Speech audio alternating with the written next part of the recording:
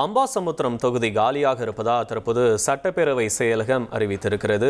Ambasamudram AIADMK MLA Isakki Subbaiah இன்று ராஜினாமா செய்தார். தொடர்ந்து தாவேகாவிலையும் இணைந்திருந்தார். இந்த நிலையில தான் தற்போது அம்பாசமுத்திரம் தொகுதி காலியாக இருப்பதாக சட்டப்பேரவை செயலகம் தற்போது அதிகாரப்பூர்வமாக அறிவித்திருக்கிறது. அத்தொகுதியிலிருந்து அதிமுக எம்எல்ஏ இசக்கி சுப்பையா தன்னுடைய பதவியை ராஜினாமா செய்து தாவேகாவில் இணைந்திருந்தார். தற்போது சட்டப்பேரவை செயலகம் அதிகாரப்பூர்வமாக அறிவித்திருக்கிறது அம்பாசமுத்திரம் தொகுதி காலியாக இருப்பதாக. கூடுதல் விவரங்களை செய்தியாளர் மணிகண்டன் வழங்க கேட்கலாம். மணிகண்டன் வணக்கம், விவரங்களை பதிவு பண்ணலாம். மணிகண்டன், அதிமுகவில் இருக்கக்கூடிய சட்டமன்ற உறுப்பினர்கள் 2 பிரிவுகளாக பிரிந்திருக்கின்றனர். இதுல கிட்டத்தட்ட 3 சட்டமன்ற உறுப்பினர்கள், அதாவது பெருந்துறை, மதுராந்தகம், ராதாபுரம் ஆகிய தொகுதிகளுடைய சட்டமன்ற உறுப்பினர்கள் அவர்களுடைய பதவிகளை ராஜினாமா செய்துவிட்டு தமிழக வெற்றி கழகத்துல இணைந்திருக்கின்றனர்.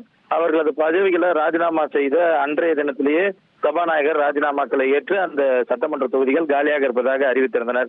இந்த நிலையில இன்று மதியம்